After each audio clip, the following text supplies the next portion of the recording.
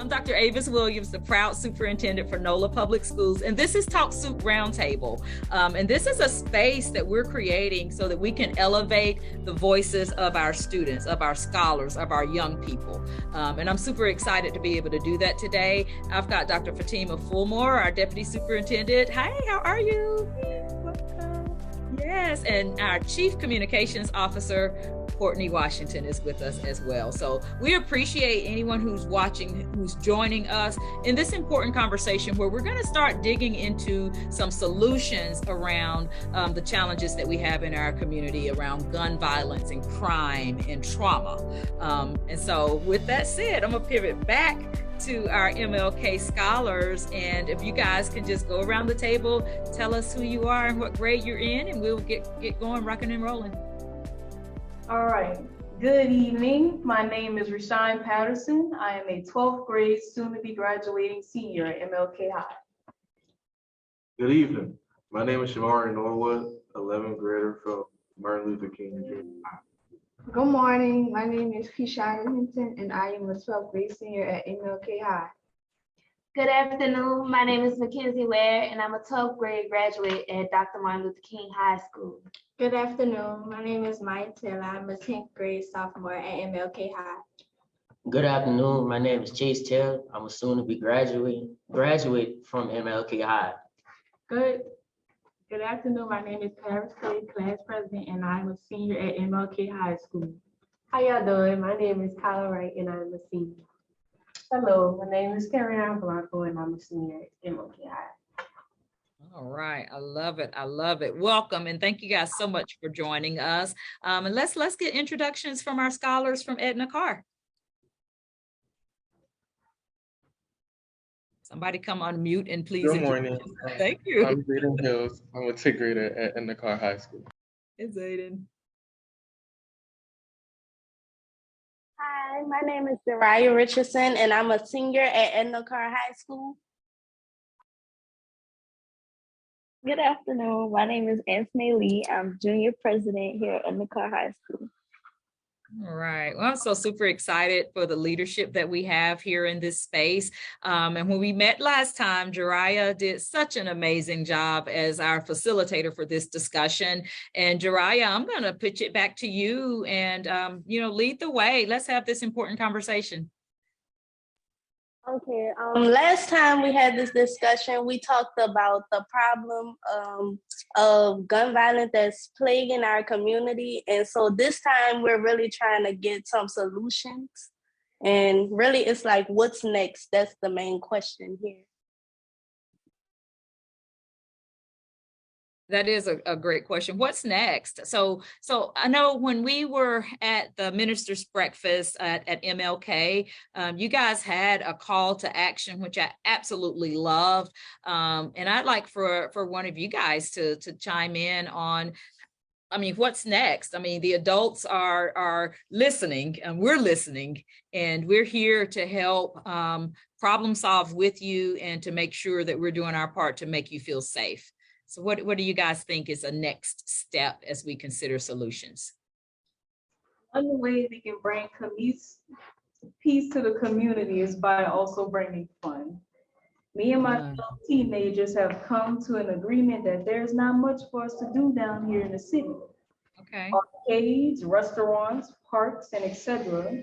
We have been there plenty of times already, or it's not really fun anymore. So I came up with the idea of what if we host an occasional fun series of fun events at our convention centers. Not the same events, like they'll change occasionally, including bringing back the events at the Superdome to keep us teens and below 13-year-olds something to look forward to each week and to keep them out of the streets. Not to mention proper security measures for such events. Security measures such as the ones I've seen at Ernest Morial Convention Center. Everyone had to go through metal detectors and had all their luggage put on containers and run through metal detectors to make sure no one's bringing any weapons in the school, in the center.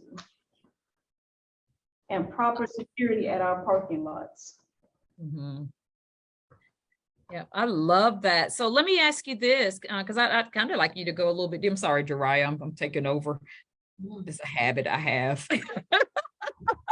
But I just love what you just suggested. And so I wonder when you say fun, because I'm like a few years older than you guys. And so my idea of fun might be a little different than yours. And so what do you guys consider fun? I mean, what would these events consist of? Like one example could be, and I know this could fit there, we could try to bring carnival rides inside of the convention center.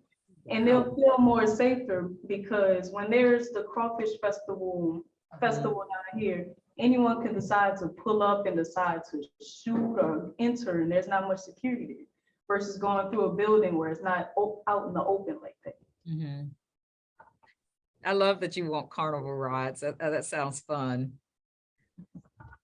Other thoughts? Any thoughts? Thoughts about the carnival? Oh, just thoughts about fun. And Edna Carr, scholars, you guys, Zayden, you guys, Jariah, chime in. What are your thoughts? Yeah, I think that's a very good idea. We all want to be safe, enjoy ourselves. New Orleans is a fun city. Everyone wants to come down and have fun. But the problem comes in with the violence and the crime and how it's just never safe to be at a fun event without something bad and awful happening. Yeah. Like the Pelicans and the Saints games, a lot of people come down to attend those games and end up having to leave and come back to their car being broken into. Mm-hmm. And that's absolutely embarrassing as a city to have that happening. And having fun events like that, like the carnival rides at the convention center, could be a very safe, fun event that could happen possibly. Mm-hmm. And to add on to that, with our security at the parking lots, I feel that why is no one protecting our parking lots? If they know that there's an event going on, why is there no one there to make sure no one's going and breaking into the cars?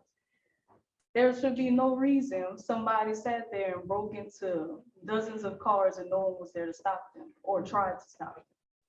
Yeah, I could not agree more. And, we've got a police officer shortage. And so I think another part of this is how do we recruit and retain police officers so we do have enough people for parking lots and other spaces to keep us safe. Have any of you guys ever participated or played esports? No, ma'am. Are you guys familiar with esports? Yes. So that esports is an NCAA sanctioned athletic team sport. And you can get a scholarship for esports, just like you can get a scholarship for basketball or academics. Did you guys know that? Yes, ma'am. So how many of you, any of you do gaming? Do you game, anybody? Okay, I see a few hands. Well, that's one thing that I would love to share more information about. And we've got some spaces within our community now where esports is available. And I do think that there's a space where we need to make sure that you guys are aware of that. And I don't know if, whether that's through social media or other means, because I do agree that you guys need some fun things to do, but I also know there are things to do that maybe we're not doing a good enough job of sharing the information or providing access. What do you guys think? What do you think, Jariah? I wanted to speak. Go ahead, baby. Okay, so when you had brought up like the police officer shortage, I feel like a good way to recruit new young police officers would be police officers coming to schools and like showing up to different events and showing us like that they care and what it means to be a police officer, what it means to protect the city. Like, I feel like if they came out and did that, then more students would be like, this is not actually like, oh, I'm putting my life in danger. They could be looking at it as I'm trying to save my community, which could also be another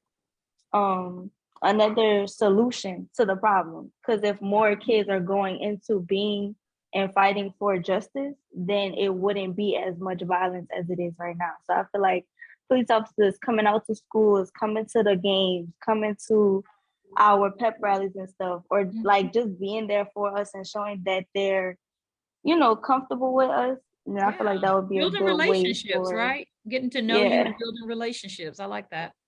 Coming from a household where one of my parents are a police officer, Mhm. they are sometimes not satisfied with the pay rate, having to work extra jobs to satisfy and help their home and pay for the different things and bills and taking care of their kids, having to pick up extra shifts just to pay for the little things. And it calls, like they say, the relationships. Children are scared of police officers. It's either they grew up that way or they've seen it for themselves to where they are afraid and terrified. So to agree with her, like bringing them into school, having them communicate with the kids, having activities to where the police are being involved, like you could bring the tournaments back when the police officers versus firefighters doing a basketball game and have the kids be there and watch them get along and having fun showing that police officers and firefighters and just emergency teams actually have fun. They're real people and they're not just always serious or looking for harm or to hurt you. So I feel that, that could be some things to get kids to really see that they could be good people too. I love that. PD versus FD. All right, fire department, police department, what you got? And I love the fact that you lifted that up because it lets you see that they're human and to see their human side as you consider what it looks like to actually have a relationship with a police officer as a person. Go ahead, Jariah. I also agree with that because in our community, it feels like it's the community against the police officers and not the police officers helping the community. And I think that is also a reason for a lot of violence in our community, because if we felt like we could go to the police and not be afraid with our problems, then maybe that would cut out a lot of violence that is going on. Yeah. I think you're spot on. And Jariah, what else do you have questions or pieces that we need to discuss in this? Help us, Yes, Jariah. I want to actually mention this. I think we need to start as a community having uncomfortable conversations with each other. I think because we've heard from the victims of families who've gone through these things, who've gone through youth violence, gun violence, all those things. But I think it's important that we also hear from the people who have committed these crimes, whether it be reformed or not, because we have to actually understand what made them do these things, what pushed them to the point where they felt that they had to do these things in order to prevent it. We can't prevent it if we don't understand it. Girl, that is so on point. And it's about finding root causes, getting to a why. What do you guys think about that, and how willing would you be to help facilitate conversations like that? Anybody? I definitely. You could go. You could go. Respect. You could go. Okay, so I just wanted to say that I agree with Jariah because I feel like if we hear from the people that did it, then we'll definitely understand what they went through, like what was their thought process of the whole situation and how they feel like if this happened to them, if we talk to them and see their point of view, then we can prevent this in somebody else. We could prevent this in the kids at our school. We could prevent this at kids in younger, like in middle school. So if we understand their perspective and where they came from, why they felt like they needed to do that, then we could prevent that happening from anybody else. Yeah. You could go now. Yeah. Go ahead. So staying back to the question that you asked, I think that would be a great idea to hear from, the criminals and hear from the ones that committed the crimes to see what was the purpose.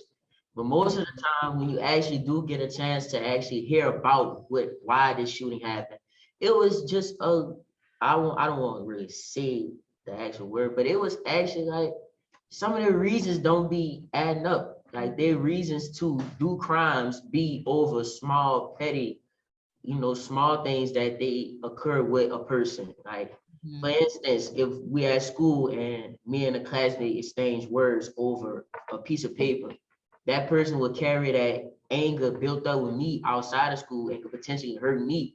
And when the police question him about why did he do that, he would just give the reason that, he took the piece of paper that I wanted. So I find it's kind of stupid sometimes that those guys who commit the crimes have those reasons that they have. Yeah. Yeah, and you bring up a really good point. Sometimes it's about poor conflict resolution skills. you know, what would it look like if we all had a better way to resolve conflict, you know, to be mad if you have to be mad, but to figure out what to do with that anger that doesn't involve hurting another person. Right. And I also think that has a big thing to do with mental health as well, because where was that person mentally before a small situation like that happened, which caused them to blow up like that? And would, if they had the proper resources to gain mental health, would that have helped them not get to that point of just exploding over such a small incident? Mm-hmm. Yeah, that's a great point. You know, one of the things that I often think about when I consider our community and the trauma is we have a lot of conversations where we're talking about what happened, not enough conversations about why it happened, and probably even fewer about how we heal from what's happened. You know, because it's one thing to get to root causes so that we can prevent things from happening. But when you've experienced trauma or you're living in trauma, you know, what does it look like for healing to take place? Is that anything that you all have had any thoughts on or conversations on, or have ideas about what the healing process looks like? Oh, I would say that I would say I've thought about it because mental health awareness, we need more of that. A lot of kids, especially during their adolescent years, they don't know how to process the things going on with their body and their emotions. A lot of things are just out of whack. They might get mad over the smallest thing, but really it's an underlying issue towards that. I feel like sitting down and having conversations, kind of to understand, okay, well, I understand you are mad. Okay, no one's saying you're wrong for being mad, but how do you let go of this anger? I feel like if we have more workshops allowing us to express our feelings and allowing us not only to it's not only to express them, but to understand that it's okay. But where do we go after this? Like one thing that I've dealt with personally was high anxiety, and usually I couldn't publicly speak. So I met with a social worker before, and she's taught me some techniques to, you know, kind of calm down my anxiety. However, a lot of people don't know that those resources are out there. So if we push out more resources like that, we will see like drastic results within people. And it starts from one, and it could spread to a whole lot of people. Like I might show you this, and you'll show this to your mom, and you'll show this to your community. And I think that would be a good solution to the mental health awareness. I love okay. that. From my perspective, a lot of adults that grew up in an earlier time doesn't believe in mental health, so it affects the children not to talk about it. I feel as though it should be resources everywhere, resources in the school for children to let it know it's okay to talk to someone. They have people that have their back, because at home some children feel like they can't talk to their parents, and it affects a lot of children mental health. Children gain anxiety because they feel like they can't talk to nobody and they're alone, and parents don't know how to handle it when their child do get the courage to come talk to them and try to find help before it's too late.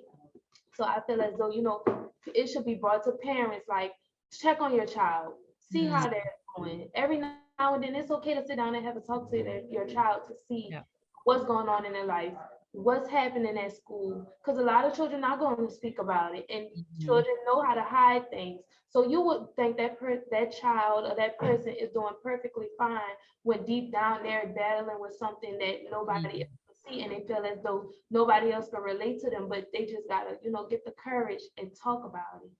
So I feel like it should be more sources for children to go to if they can't, talk to parents at home, and more sources for parents to, learn what they can do to help with somebody that's dealing with mental health. And personally, as someone who went through that, we also need adults to stop downplaying when children come to talk to them about this. When they finally reach the courage to come and talk about their problems, they're being told, oh, that's not something you should be mad about. They ain't really nothing. And then they just decide to, then afterwards that child decides, you know what, I'm not gonna reach out no more. Yeah, they kind of become mute and they don't want to speak about it no more because they felt that when they had the chance to say something, they were shot down and then nobody cared. And I have a younger brother who suffers from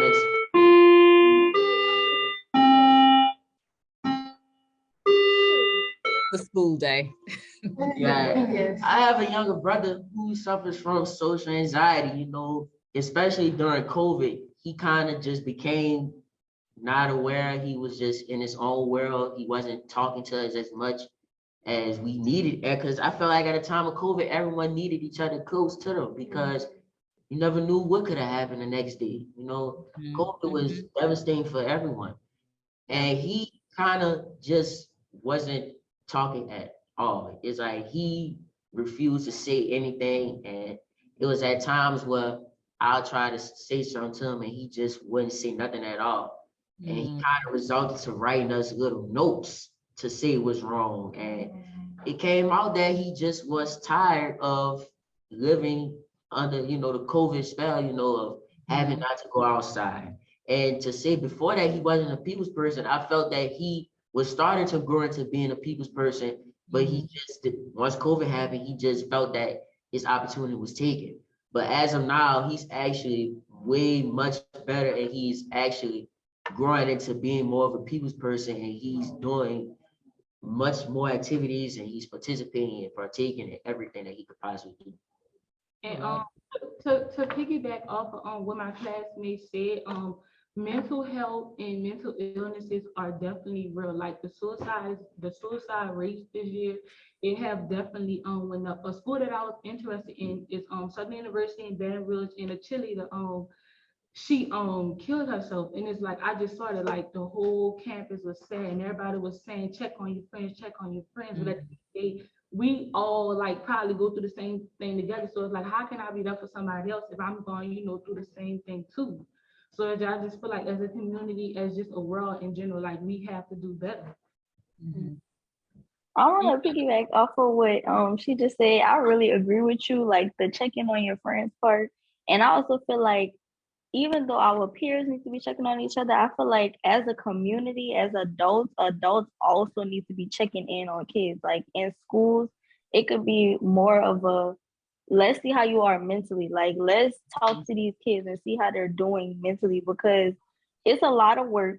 Like it's work. And it's never like, okay, let's not do work today, or let's take a few minutes today and just let you reflect mentally, or let you take a few minutes to contain yourself, or like if you feel some type of way, like relieve some type of stress. I feel like yes, like as friends we need to be checking on our friends, but also our teachers, our families, like other adults in our community also need to be checking on us too, and we need to be checking on them as well, because adults go through things too. Adults go through things, kids go through things. It's just the common denominator of we need to be checking on each other, and the community needs to make sure the community is straight. So I agree with you. I think Jariah, you nailed it, because for me, all of this goes back to having those uncomfortable conversations sometimes, and I wonder what would it look like if everybody who's here, everybody who's listening to this, checked on somebody and committed to having at least one uncomfortable conversation that's driven towards resolving some of the issues within our families or our community, and improving the quality of life for our young people. What do you think about that, Jariah? Right. And I was actually about to speak on that. Just like us having uncomfortable conversations together, and also as a community, like bringing schools together to have those uncomfortable conversations together, and not only that, to empower each other and understand like we're all going through this together, and we all should like go through this together. We should have these conversations together. And I think it's also important to bring schools together, because we have to understand when it's kids killing kids, that these kids who could possibly commit these crimes could be sitting in the crowd right with us. And I think having those uncomfortable conversations with those people is very important. Yeah. Can we commit to doing that? What do you guys think? I mean, because, I love the call to action, and we all have to be a part of that action. Everybody has a role to play. And I think that if you've got breath in you, then you can impact the community. Even if it's just one person matters, right? What do you guys Yeah. think? And to piggyback off of what Jariah said, like we mentioned last time in our last meeting, it's like Inspire NOLA, we do this thing called NOLA Love, and we have these meetings where we bring different schools together to talk about these issues. And I feel like what they were talking about earlier with like the fair and the convention center, if we did something like that, bringing all these schools together, it could just like let us talk to other kids, like understand where they're coming from, understand what they're going through, because we're all going through the same thing, like Jariah said. Like just a few days ago, we lost another one of our alumni. And a few days ago, Easton lost one of their students. And it's just like we're all going through the same thing. So us all coming together like we do with NOLA Love, like our peace walks and our meetings, it just shows like if we could come together, then we can stop this issue or we can lessen it as much as we can. I completely agree. I'm going to recap what you all have said thus far, just to kind of summarize it. Then I'm going to pitch it to Jariah to close us out. So we started off talking about solutions and more fun in the community. You know, we talk about there being a need for things to do, and I love the specificity of having some carnivals, but at the same time, making sure that there's enough security so people feel safe. You all also talked about police officers in schools to help bridge the gap between citizens and young people and police officers, so that we can see police officers as humans and build relationships with them. And I love the tournament idea, police department versus fire department, who you got, right? And then uncomfortable conversations. You know, what would it look like for us to start learning more about why people are committing crime? What would it look like to really listen to our young people when they're expressing depression or anxiety, and not blowing it off, you know, as if, oh, you'll be okay, you shouldn't be mad about that. And as part of that, making sure that there are workshops and resources available to not only young people, but to parents, because a lot of times our parents don't know how to respond, and you know, we don't want them to feel as though they can't support their young people. So we need the resources available for that. And then check on your friends, check on each other, you know, and I think that's, again, something that we all can commit to. It's just making sure we check on our people. I think this has just been amazing. And Jariah, I'm gonna pitch it to you to wrap us up. Before we end this off, I have one thing to say about the uncomfortable conversation. Sure. People, when you are depressed or having anxiety, you need to realize if you're going to talk to someone about it, it's not going to be comfortable. You can't run away from going to talk to somebody because you're scared of it being uncomfortable. It's going to keep on building up and adding on until it's unbearable for you, because you don't want to speak to anybody about it because you're afraid of it being uncomfortable. Yeah, thank you for saying that, because you're spot on. It's not going to be comfortable, but it's necessary. Dr. Williams, I have a question. Sure. Like, why do schools close, and like, why do they shut down? Because I used to go to this school named Julia Craig, and like it was shut down, and it's like ever since then, like it was just shut down. It's like the students got displaced, students got into crime, like some students just out here doing that. Like we was once a whole, and it's like when it shut down, it just dispersed and just people love. Yeah, and I can't speak specifically to that school, but it's a variety of reasons why sometimes schools close. And I've been on both sides of it. When I was an elementary principal, my school closed, and it's definitely hard. And I think that's another space where we have to make sure that we've got the supports and the resources in place, so that families can find a school where their children feel safe and feel like home. You know, you guys spend so much time at school that school has to feel like home. And I know it's hard when you have to shift from what feels like from one home to another. And, it's never the intent to make it difficult for our young people. And we just have to be very sensitive to that and make sure that we provide resources and supports in the event that we do have school closures. So yeah, I appreciate you lifting that up because that's real. Your schools are like family, and I know how hard that can be. Go ahead, Jariah. Okay, to close, I just want to say that with all the things we talked about today, with the having more fun, uncomfortable conversations, like bringing the community together, the main thing that I think we should do moving forward is understand that we're all going through this together, and we shouldn't be operating as enemies when we're all trying to solve the same problem. And just to go back to Dr. Williams' question when she asked, how can social media affect justice? I think that's something we all should really think about, especially when we're preparing for the next meeting, because social media does play a huge part in why these crimes are being committed, but it can also play a huge part in why these crimes, like the solving of the problem. So I think we should all really focus on that question. So the next time we have a conversation, we can go deeper into it. Yeah, I appreciate it. Yeah, because we're all on social media, and how about if we make it part of the solution instead of part of the problem, right? Yeah. Well, guys, you all are amazing as always. And I just want you to know, I hear you, I see you, and I love you. And I am so grateful that you all are a part of our community. And I just want you to know that we are committed to working with you to make our community safer and to ensure that you guys have a great experience growing up in this amazing city. So thank you all so much for joining us. Courtney, do we need anything? Love you too. We love you too, Dr. Oh, thank you. Thank you. All right, Courtney, I'm gonna pitch it to you to see if we have any announcements before we say see you next time.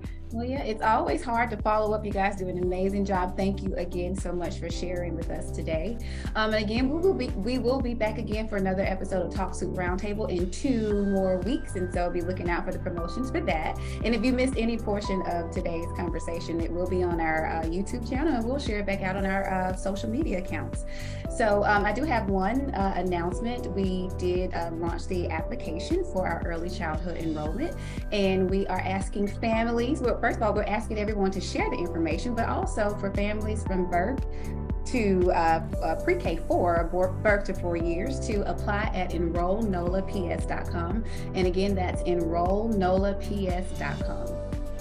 Love it, love it, love it. All right, thank you to our amazing young people and our team, and we will see you next time on the next episode of Talk Supt.